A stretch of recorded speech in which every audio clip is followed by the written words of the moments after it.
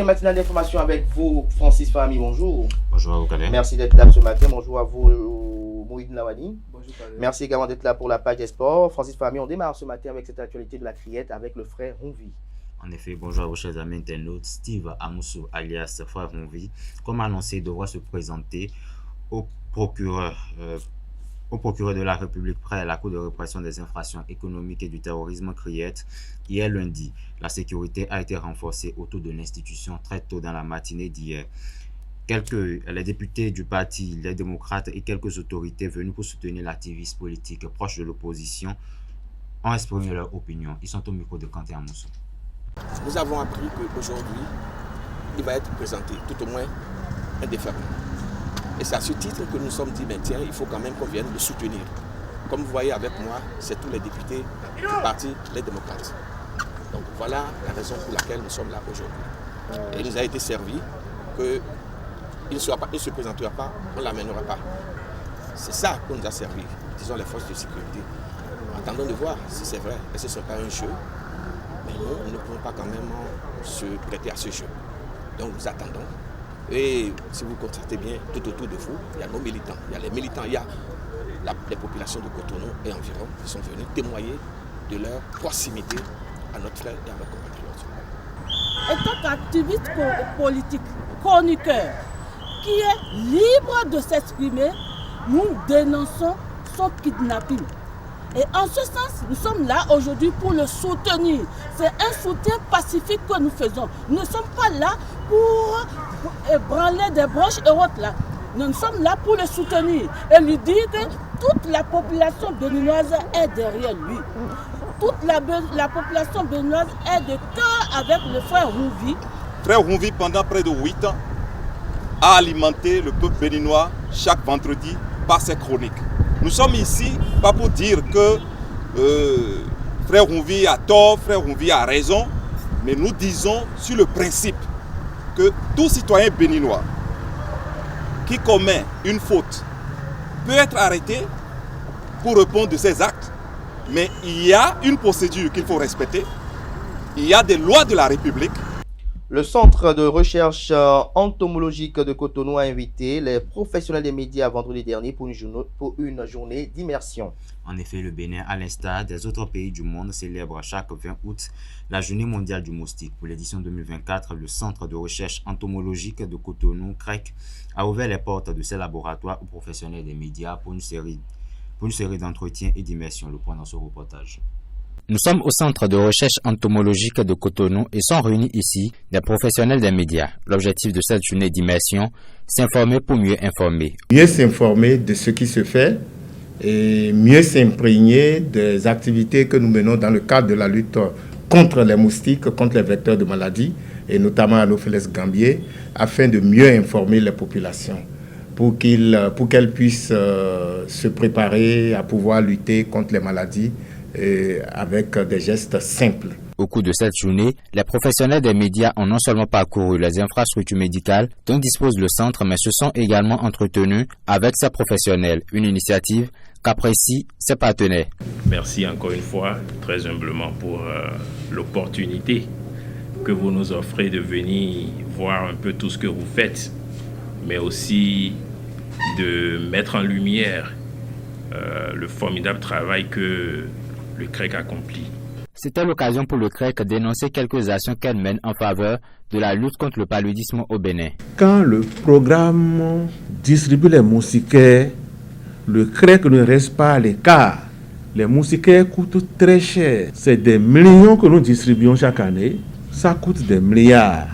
On ne peut pas déposer des milliards, des millions de moustiquaires sur le terrain sans aller voir ce que ces moustiquaires deviennent. Et c'est là le contrôle que le CREC fait. Il faut le noter, le thème de l'édition 2024 de la Journée mondiale du moustique est intitulé « Accélérer la lutte contre le paludisme pour un monde plus efficace ». On suit à présent quelques citoyens rencontrés ça et là dans la ville de Cotonou qui ont eu à exprimer leur opinion sur les mariages pompeux organisés. En effet, le mariage est l'union de deux personnes ou plus dans le cas de la polygamie à la question de savoir si le mariage pompeux est une preuve d'amour ou plutôt de l'exhibition, quelques citoyens de la ville de Cotonou répondent. Suivons ensemble. D'abord, on va au mariage à cause de quoi? D'une preuve d'amour. Si on ne s'aime pas, on ne va pas se marier. On se marie parce qu'il y a d'abord preuve d'amour. C'est le matu-vu. Un mariage, ça n'a pas besoin de bruit. Il suffit que les deux là, vous vous aimez, c'est tout.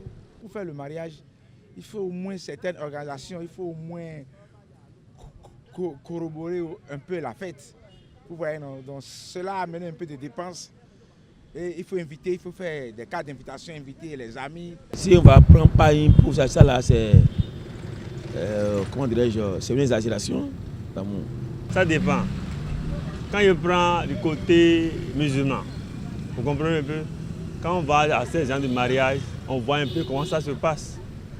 Hein? Donc de l'autre côté aussi, on voit un peu. Mais chez les musulmans, là, vous allez voir que l'ambiance là c'est autre chose. Bon, ça dépend, selon tes moyens. Si vous avez des moyens, bon, c'est de la réjouissance. Le mariage pompeux, ça a des couacs. On en a vu à plusieurs reprises ici à Cotonou.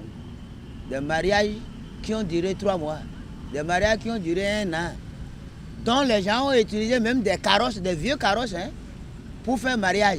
Donc pour nous, on a cru que bon, c'est toujours la preuve d'amour qui amène les gens à faire tout ça là. Si nous invitons des gens là, c'est pour se faire glorieux, se faire montrer, pour faire, en tout cas, à la part du monde que oui, moi-même j'ai organisé un événement et réussi ou pas, quand même. Chacun a sa manière de célébrer son mariage. Preuve d'amour ou pas, c'est les deux personnes seules qui peuvent nous dire de quoi il s'agit vraiment. On ne passe pas de l'argent pour faire un mariage. C'est anormal. Faut-il reprendre ces cadeaux quand une relation amoureuse prend fin? Quelques citoyens ont eu à répondre à cette interrogation d'actualité. En effet, le cadeau peut être défini comme une chose que l'on offre à quelqu'un pour lui faire plaisir, en particulier à l'occasion d'une fête ou d'un événement heureux. Dans une relation amoureuse, peut-on reprendre les cadeaux que l'on a offerts à son partenaire ou encore à sa partenaire une fois que la relation prend fin? Quelques citoyens de la ville de Cotonou y répondent. Non, pas possible. Quand tu as donné un cadeau à quelqu'un, il faut l'oublier. On ne donne pas un cadeau pour encore le réclamer. Et quand tu es avec ta femme et si les parents n'ont pas accepté, il suffit pour que si la femme t'accepte, vous allez vous comprendre. C'est dit dans la Bible. L'homme et la femme doivent quitter les parents pour aller rester unis. Non, cela ne se fait jamais. Pourquoi réclamer des cadeaux que tu as offerts à quelqu'un? Les cadeaux que tu as offerts là, c'est comme l'aumône que tu as fait. C'est comme l'aumône. Donc tu ne peux pas faire l'aumône et aller demander à celui à qui tu as donné la chose de te ramener ça. C'est pas bien. Lorsque vous avez une copine ou une amie, etc., quel que soit ce que vous lui avez offert pendant que vous étiez ensemble, vous n'avez plus le droit de réclamer ce que vous lui avez offert. Moi-même, j'ai entendu, je n'ai jamais vu ça, mais j'ai entendu ça plusieurs fois de la bouche de mes amis. Et que ça s'est passé réellement. Au moment où tu as donné la chose là, Dieu a déjà écrit ça. Et peut-être que la personne est dans le besoin. Tu sais que cette personne est dans le besoin, tu lui as offert quelque chose. Maintenant, c'est parce que vous n'êtes plus en bon entendement, tu vas réclamer ça. Non, ça là, c'est un mauvais signe, c'est un mauvais comportement. Moi, je ne peux pas le faire. Si la femme est prête pour t'accompagner, surtout qu'elle a déjà l'âge, si elle est prête pour t'accompagner, il faut aussi l'accompagner. Je ne sais pas ce qui se passe dans ce monde. C'est-à-dire, il n'y a plus de confiance entre la femme et l'homme. Et qui est l'auteur de ça? Je crois que ça vient de la femme et ça vient aussi des familles aussi. Parce qu'il y a certaines familles, si tu vas aller chercher leur fille, dans toute ta vie, tu auras des problèmes. C'est pas bien, c'est malhonnête, ça se voit. Et quant aux parents, il faut qu'ils cessent de se mêler, n'est-ce pas, à l'union entre deux conjoints. Même si ce sont vos progénitures, c'est pas bien. Hein? Et il faut qu'ils demandent l'aide du Seigneur pour que l'union soit durable. Si c'est ma copine, je lui ai offert quelque chose, je laisse ça, j'oublie même. C'est ça, il faut oublier ça. À Parakou, les citoyens déplorent la dégradation de la voie baptisée Yaïboni.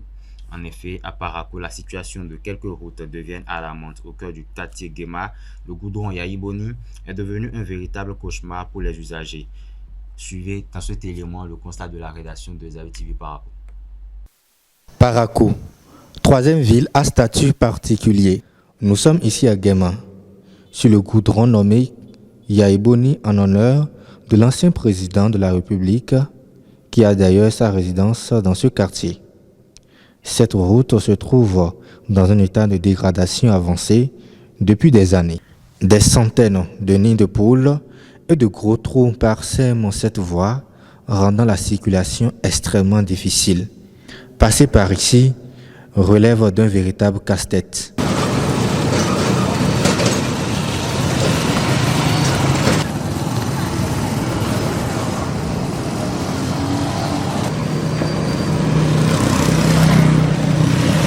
Les accidents y sont fréquents, surtout la nuit, lorsque les nids de poules deviennent impossibles à éviter. Les riverains SCD appellent les autorités municipales à intervenir d'urgence afin de réparer cette voie devenue dangereuse.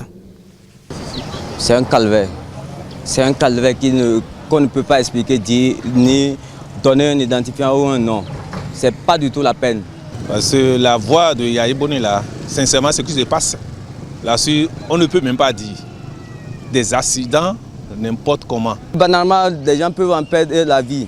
Si vraiment le gouvernement du président Patrice Talon et en général ou bien la mairie de Parakou, monsieur le maire Inoussa Chabizime, peuvent vraiment nous venir en aide, ça nous fera beaucoup plaisir. Le paradoxe ici réside dans le fait que le gouvernement a récemment lancé la construction de la voie qui commence juste après la fin du goudron Yaïboni et qui mène à Kouroubourou, remarque ce conducteur de taxi moto.